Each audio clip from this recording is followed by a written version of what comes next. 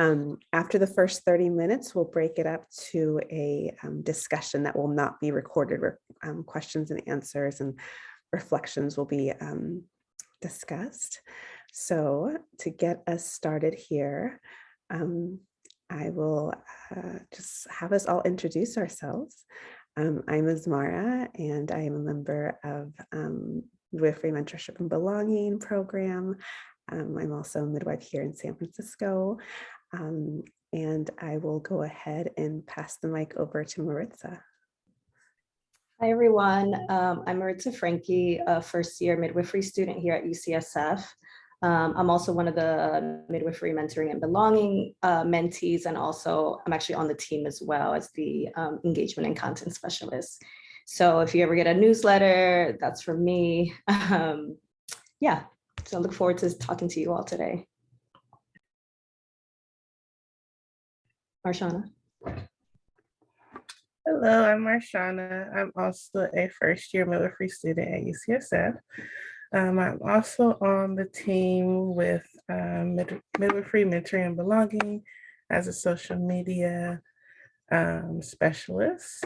And I'm also a mentee, a part of the program as well. And happy you all are here. Thank you so much, Marshana. And then just to kick us off, let's go ahead and just share where do you both live currently, and what's the proximity from where you live to school commute? I live here in San Francisco, pretty central in the city. So fortunately, my commute is max 15 minutes both ways from both Parnassus campus, which is our main campus, and then Mission Bay, which is another clinical site, and the Children's Hospital. Oh, thank you. I was like, what else is part of the question? Yeah, that's it. And I live in Pittsburgh, California, which is East Bay, far East Bay-ish. And it takes me on BART, takes me an hour both ways to commute to campus. If I'm driving, it's depending on traffic, it's usually like 30 minutes. That's a good distinction, Marshana. I should add that it's like 10, 15 minutes via car, but if I take the Muni, which are our public transportation, it's like 40 minutes door to door, which isn't bad still. Like the Muni ride itself is like 10 minutes, but walking to the Muni to and from is what takes time. Thank you both. And next question here, I'm missing the H there. How did you know midwifery school was for you?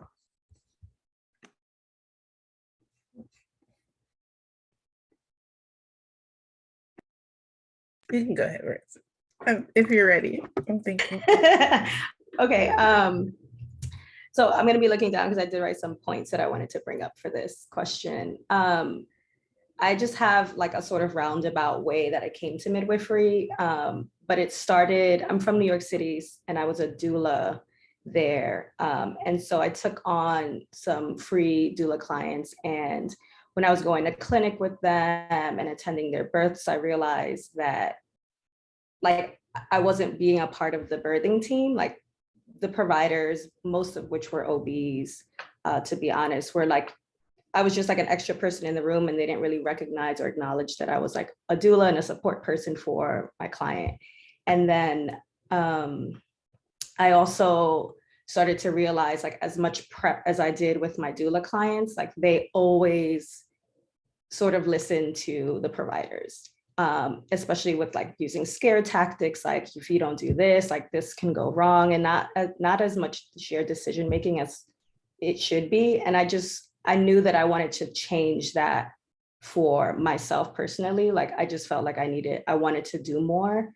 And I felt like being in the position of the provider gave me like would give me a greater impact on how my clients' birth and pregnancy and birth would go. And I just sort of wanted to change how practice looked from my own experience and from what I've seen with my doula clients. And then in terms of choosing like nurse midwifery versus like other paths of midwifery. Being from New York and then moving to California, I knew that I didn't want to be limited in where I could practice, because nurse midwifery, you can practice anywhere in the country. Whereas if you're just like a licensed midwife or a certified professional midwife, there's more limitations to where you could practice. So for myself, I knew I didn't want to go those routes, and wanted that sort of like liberty to do what I wanted to, because I didn't know where I would end up, honestly, after California, though I'm definitely staying here. And then I also just had this sort of unique thought about midwifery being a really special way to sort of bridge the gap between like child development and postpartum care, because that's sort of what I studied in grad school, and really loved it. And so I wanted to just know more than what, like, I wanted to know the science behind birth, and I wanted to know the science behind child development. So as a doula, I could have done that on my own, but I felt like I needed and wanted that official training. And then lastly, and I'm not saying this just because Asmara's like leading this, but my now partner, I was dating him, and I would come back and forth to San Francisco. So I just walked into UCSF and spoke with one of the faculty members at the time. And she connected me to Asmara, and I got to shadow her. And when I saw what birth could look like, which was so different from what I had seen in New York City, I was like, this is definitely where I need to be. So those are really like the key factors that like made me apply to midwifery school. Thank you, Maritza, for sharing. Just like, ugh. And Marshana, would love to hear from you as well. How did you know midwifery school was for you? Same thing, very similar experience as Maritza. I have always been like fascinated with birth, as most of us are. We're the weird ones that people are like, why do you like looking at that? That's gross. But I've always been like that starting in middle school. So as I was like finding ways to like be more involved with birth, I went through several paths of like, how do I get there? What do I do? So I started as a doula as well, and really loved just to be in the labor room with patients and be an advocate and supporting them. But very similar, you're limited in that role. And oftentimes like the disparities that happen, or like the unfortunate outcomes happen due to like the providers that aren't as equipped to work with similar patients that we want to work with. So I felt that midwifery will have more of an influence, an opportunity to change health disparities of birthing people, and just to have more of a preference and advocacy for patients all around, and then to make change to end the disparities. And very similarly, being able to shadow Asmara, she was the first midwife I was able to shadow, and just to see it in true form, raw form, authentic form. You can be yourself, you can connect with patients. You're really a part of the community. And this is what we've been doing. Like we've been doing this before all the education pieces. So I feel like it's just the right place to be. Thank you both for sharing. I'm going to pop the next questions in the chat here. It's kind of a long one, but let's get into it. Tell us what your typical day looks like for you in midwifery school, and break it down into 4 parts. Like what does a typical day look like when you have classes? What does a typical day look like when you have clinicals? What does a typical day look like when you're studying? And then what does a typical day look like when you have a day off? So maybe just sharing what part of the program you're in currently, and then diving in would be really helpful. Thank you. Do you want to start, Marshana? Sure. So we are in our 2nd quarter of midwifery school. Halfway through, we're in week 7. So in the quarter system, it goes by very fast. Right now we have 6 classes, I believe, 6-ish classes. And each class has a ton of workload and dedication that you need. And um, with classes and with outside of classwork, losing track. So like just for today, for example, like we had class at 8 a.m. this morning. And then of course the night before, you're doing whatever you have to do in your personal lives or whatever you do the night before. But just waking up at 8 a.m. We're on Zoom still. So that kind of helps with commuting for me. So I'm grateful for that. I literally just roll out of bed and log on to Zoom. That's my typical routine, pajamas and all. And depending on, they're usually about 2 hours, I believe, each class, 2 hours. Yeah. And today we just had 2 classes this morning, and then one in the afternoon. You can hop in anytime. Yeah. We also have, so typically our classes are Wednesdays and Thursdays. So Wednesdays are really long Zoom days that are rope gang, yeah, Courtney. Really long Zoom days that are exhausting, to be very honest. And I'm not a morning person at all. So I also, even though my commute is short, I'm also just like waking up 10 minutes before class, washing my face. Sometimes I'm putting my hair together, sometimes I'm not. These days, I'm not, like for Wednesday classes, I'm not on camera. I just don't feel like it. I don't think it's necessary. Thursday classes, we are on camera because our teacher wants to see our faces, but we also love her, so that's fun. What are the other questions? Clinicals. I have clinicals on Tuesdays, and I'm at San Francisco General in the mornings from like 8 to 1 p.m. And that just typically looks like, meeting with my preceptor, going over goals, sort of talking about what I want to do that day, and also like what patients would be good to see. And then I sort of review their charts, prep their plan for the day. And then when they arrive, I see them. And then it's nice because I get to see them alone. And I appreciate that my preceptor like allows me that freedom, because I feel less nervous to have my preceptor there watching. And it sort of helps me come up with my flow. Like, of course, I talk about it with her beforehand, but sort of just having my own flow without having the like nervousness of like, am I saying the right thing in front of my preceptor? And then she'll come in and we'll do the physical part of the exam, of the visit together, belly checks and listening to heartbeats. Yeah, that's sort of, and then, debriefing after. Marshawn, is your experience similar? Yes, I also have the same experience. And there's also like, well, technically there's prep work you need to do for clinicals. So that's why we add that as an extra class. Because you want to make sure you're prepared, what type of like things will come up for the patient that you're seeing. And then you want to be prepared with your preceptor to have like the goals for the day as well. And then you just want to being prepared helps you not be as nervous when you're seeing patients.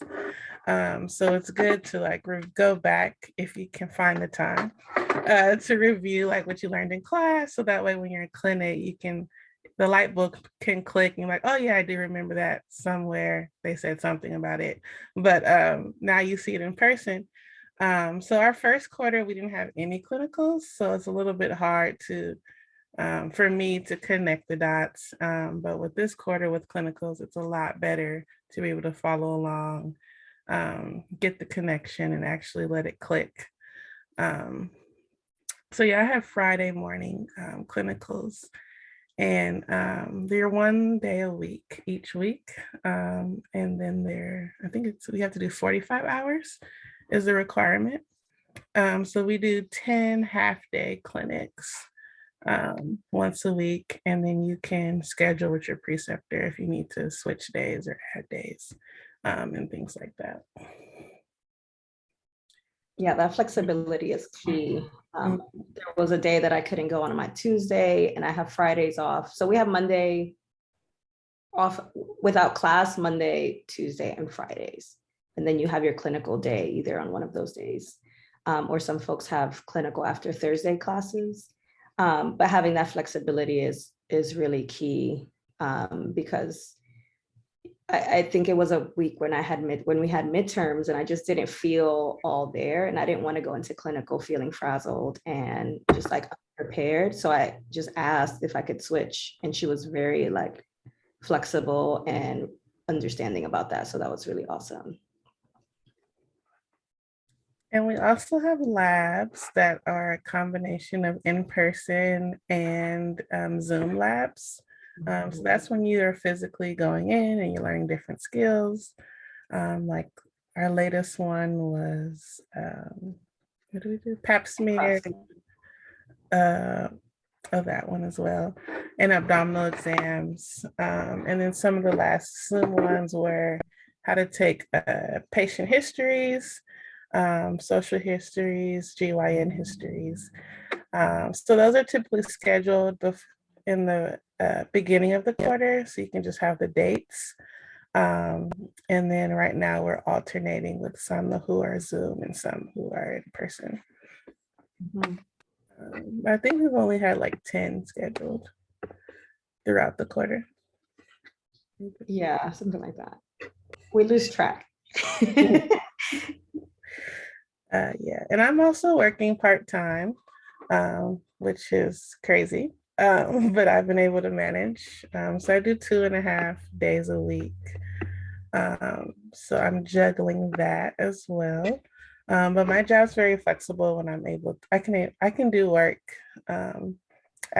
I can do homework or classwork at work. And sometimes I even have to squeeze in like being in Zoom lab while at work. So that's been a big help to have somewhere flexible where I can work. But it's a juggle. You're constantly juggling your time. Your calendar is crazy. Yeah. And you forget things, but your classmates remind you.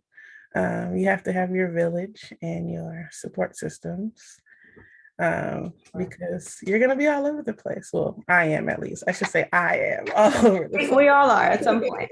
I speak for myself. Yeah, and studying and off days. I think one thing we forgot is that while we have class Wednesdays and Thursdays, we sort of have class on Wednesdays and on Mondays and Tuesdays, because we have a lot of asynchronous, which means you watch pre-content before you go to class. And that's really like, that's the real lecture. And then you go to class and then you do like case study work. So you have to prepare in order to like know what's going on in the live sessions, which are optional, but it would do us a disservice if we didn't go, to be honest. And I'll be honest, I haven't gone to every single in person just because life, right? Sometimes you're just tired or you're catching up on other things. But I found this quarter, because last quarter I felt really all over the place, that like if I set Mondays to do this class, like farms, Tuesdays to do symptom management, and then finding time to read for antepartum, like setting those blocks of time helped me sort of stay a little bit more organized than I was last quarter. So that's been really, really helpful for me. But yeah, it is a huge juggling act, because it's exhausting, to be honest. It's very exhausting. It's emotionally exhausting, it's physically exhausting, it's mentally exhausting, it's all of it. So not to scare you all, but just keeping it all the way real, because it's not easy. Yeah, I still don't have time management down packed. It's a constant growth area every quarter. Mm-hmm. I don't know why I do it to myself, but it happens. It's an ongoing learning process, time management and organization. Yeah. So off days and studying. Oh, go ahead. Sorry, no, great. Just maybe highlighting like do you guys even have off days? And if you do, what do you do in your downtime? Off days. I make Thursday afternoons my off day. just because I front load everything at the beginning of the week, so that I can sort of have my weekend. But I also know if I don't have plans for the weekend or I plan to stay home, then I don't front load. And so I'm a little bit lazier at the beginning of the week. And then like my weekend is me doing schoolwork. But to answer the question, an off day looks like cleaning around my house, doing grocery shopping, the little chores that you need to do that you just don't care about the rest of the time.